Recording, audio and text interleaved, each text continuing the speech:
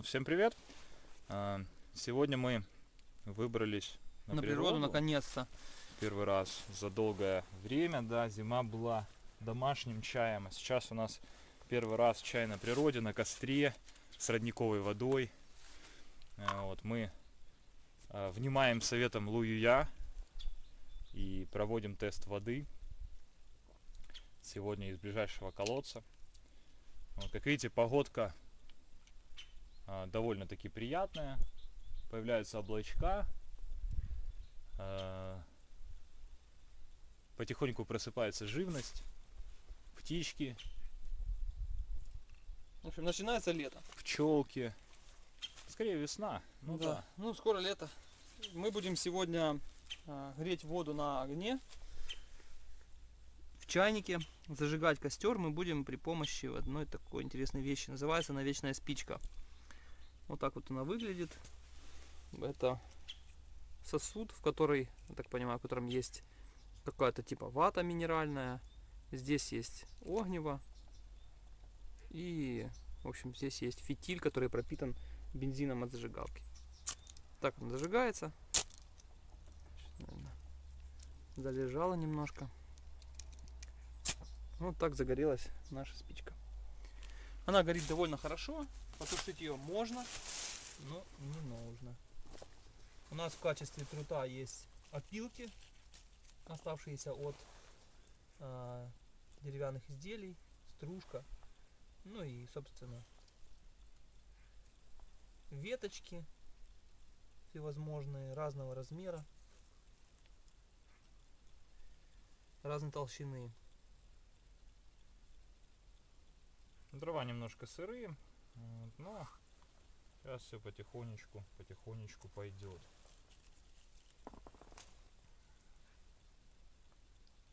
Такой очень интересная приспособа для зажигания костра. Если вдруг вы где-нибудь промокли, она закрыта герметичным клапаном. Вверху есть резьба, и на резьбе есть резиночка уплотнитель, которая не дает выйти наружу бензину, выветриться. Ну и, собственно, сохраняет его от внешней среды. Купить можно где-нибудь в интернете. Стоит она очень-очень дешево. Ну и заправлять ее нужно периодически. Довольно редко по сравнению с той же бензиновой зажигалкой, да, которая в среднем за неделю-полторы, даже если вы ее не используете, что ключевое, она заканчивается, то данная штука более практична. Вот на данный момент, с момента заправки этой вечной спички прошло, наверное, месяцев этак 5. И она, как видите, зажиглась почти с первого раза. Костер у нас пока разгорается. Воду наливать мы будем вот в такой аутентичный чайник. Алюминиевый. И будем пробовать заваривать шупуэр.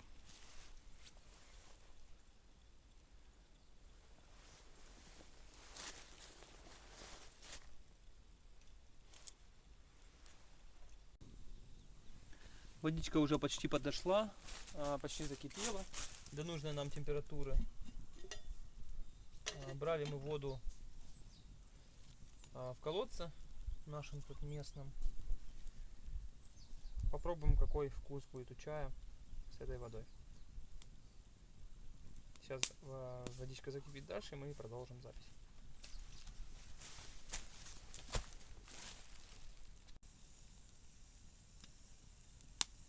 У нас тут прямо парогенератор стоит.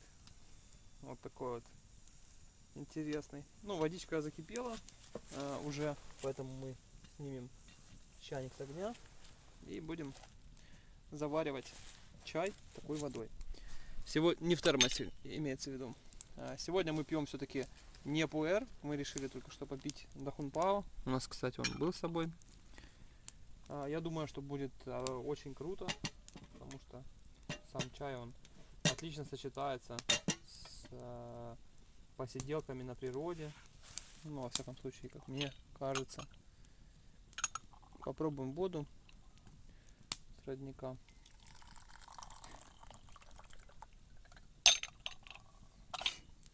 сильно. Так.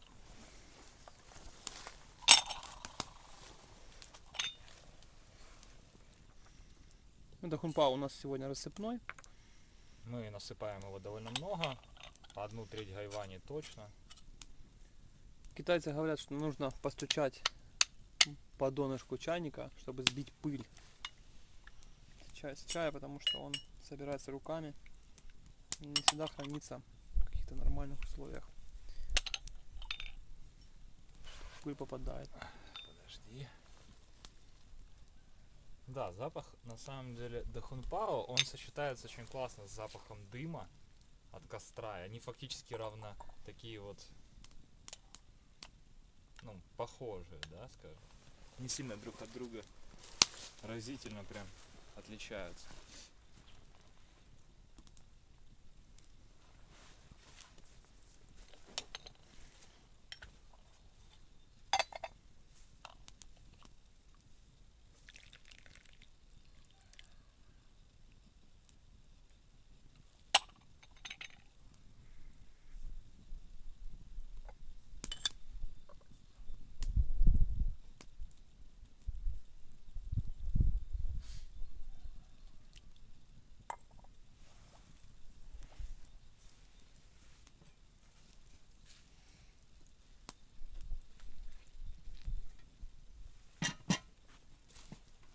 Дахунпао у нас приобретен был в обычно чайной и кофейной лавке, но вот у нас есть одна не очень хорошая чайная кофейная лавка, а есть довольно-таки приятная.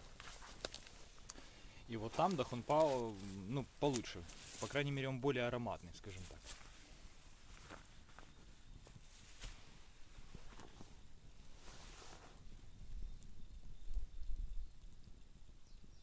Это у нас первая заварка, да, которая? Это да, это пролив первый, промывочный.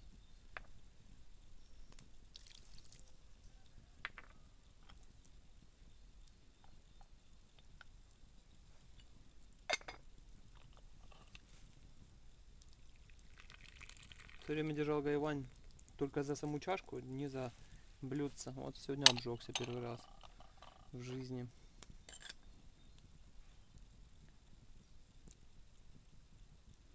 Я даже сюда чувствую аромат дахунпао, наверное, в метре.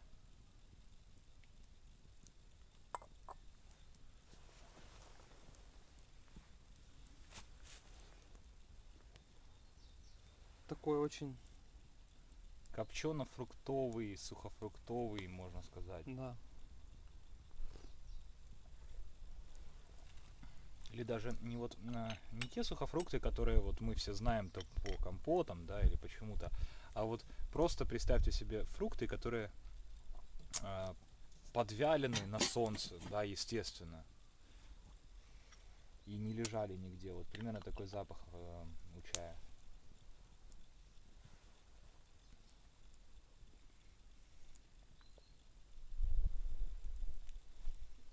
Первый немножко передержал, да? Да, вроде норм.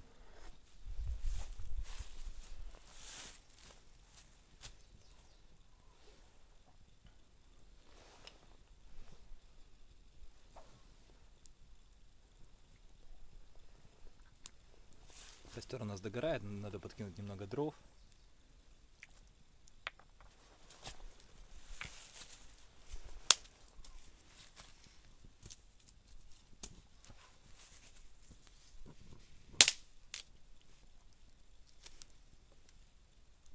Ну, по-моему, по вкусу норм. Ты кажется, Ну, тебе по кажется, вкусу что передержал? Ну, мне показалось, он чуть-чуть горчил, да.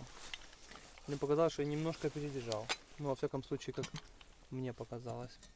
Чайник мы держим поближе к огню, чтобы температура поддерживалась, но не на огне, конечно, чтобы он не кипел.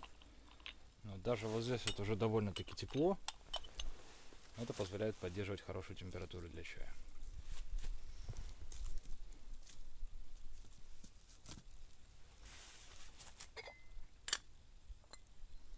Цвет настоя, наверное, янтарный. Такой светло-янтарный, да. Светло-янтарный, да. То То есть даже с учетом того, что мы насыпали довольно много заварки, чай не заваривается в очень темный. Можно на заднем плане нашего вида видеть реку, на которой еще стоит лед кое-где. Кое-где он уже сошел. Да почему много где? Я думаю, что 80% еще лед стоит. Например, здесь, на противоположном берегу льда нет. Да, согласен. А возле мостика есть. Очень много причем. Вот, лед потихонечку начинает сходить. Это у нас 7 марта сегодня. Как бы территориально мы находимся на реке Сура. Мокрая. Мокрая Сура называется. Ну, кому интересно, можете посмотреть, куда мы забрались.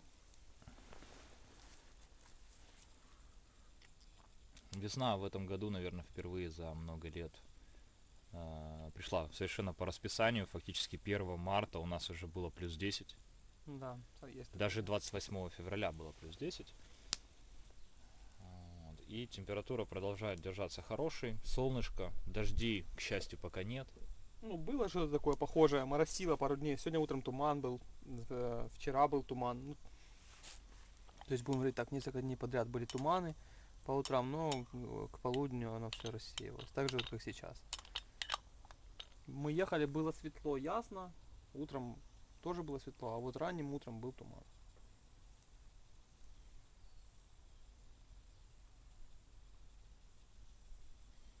Хорошо на природе. Дахунпао мы держим почти как шупуэр.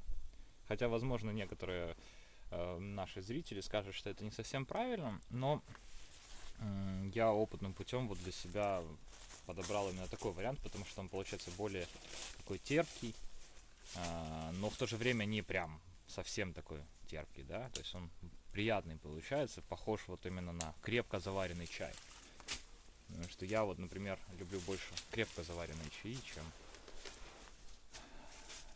такие в духе, как там тигуани, который ну, почти как воду пьешь на самом деле, просто с легким ароматом.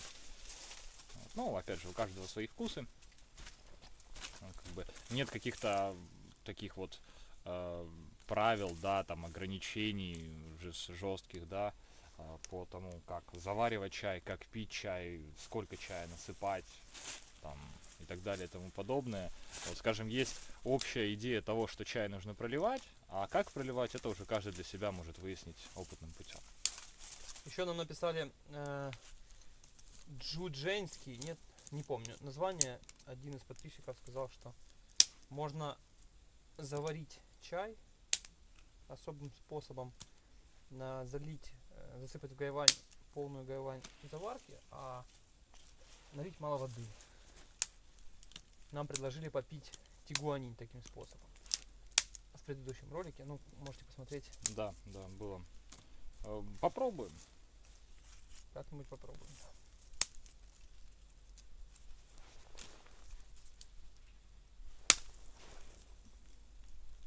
Как видите, у нас костер начал разгораться, поэтому, наверное, ничего вообще не видно. Вот. Да ну, не, я думаю, отлично видно. Это ненадолго. На просвет как раз. Сейчас все уже пойдет. Просто все-таки весна и даже сухие. Вот сейчас вы могли видеть очень интересную вещь. Пчела подлетела прямо к объективу камеры и пыталась на него сесть. Вот, и как можно видеть, да, вот живность просыпается потихоньку.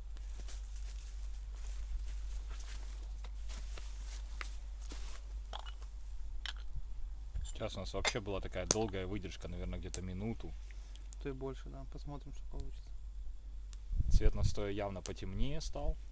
Вот, заварка, как вы видите, распарилась, занимает почти всю гайвань. В принципе, так и должно быть. Ну, вот такой цвет. Очень приятный.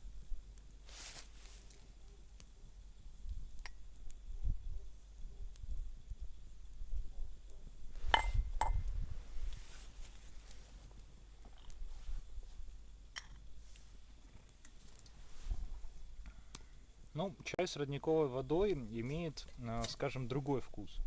Потому что, в принципе, как мы уже, наверное, говорили в предыдущих роликах и не раз, что мы используем очищенную воду, но очищенная вода, она очищена как от плохих веществ, да, так и от хороших.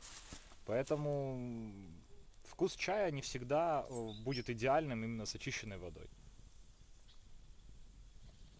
Потому что привкусы воды дают особые привкусы самому чаю тоже. Почему? Чай не ушел в горечь, кстати, это Да, правильно. он просто стал чуть крепче, он не ушел в горечь.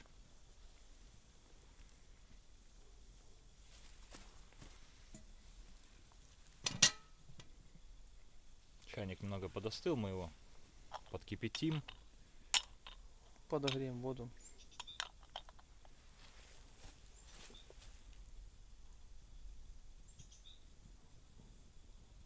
Все-таки чай на природе. Вот что ты думаешь по поводу чая на природе? Отлично. Мне очень нравится всегда.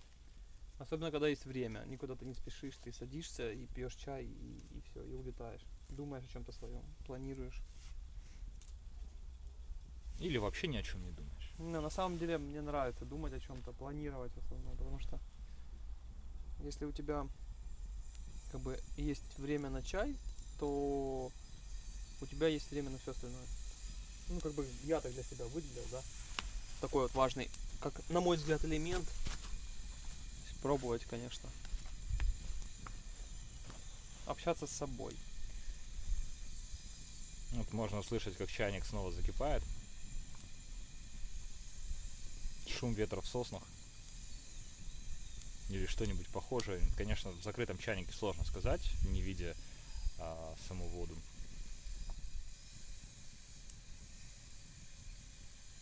Мы все еще готовим ролик по методу заваривания луюя, потому что мы хотим показать его максимально аутентично, максимально правильно, да, вот так, как он говорил, все-таки это его метод.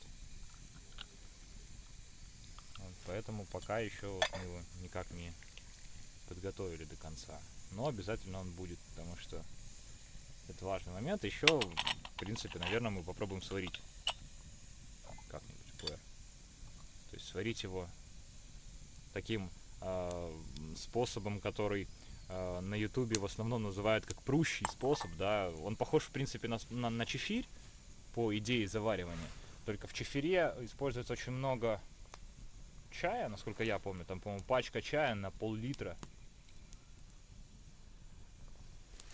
Вот, а пуэр, он варится, конечно, не такими количествами, но...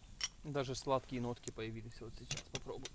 Не знаю, мне, может, конечно, показалось, но...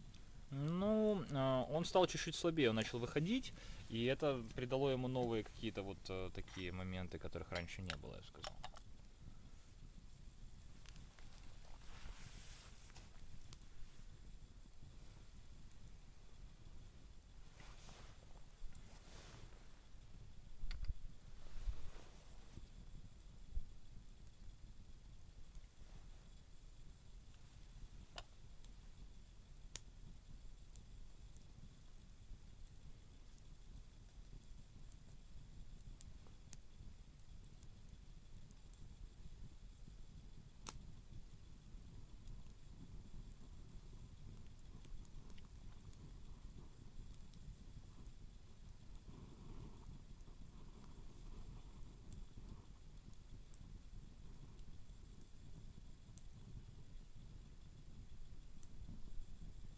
Дятел тут сидит, да? Да, да. Где-то слышно.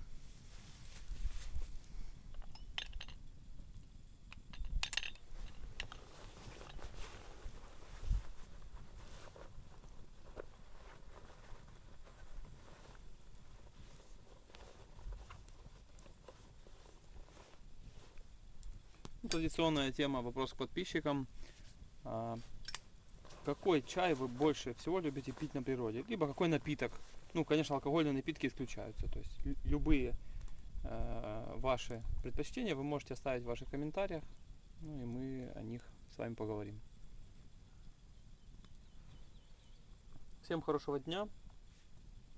Больше отдыха, больше весны. Ну и всем удачи. До следующих чаепитий.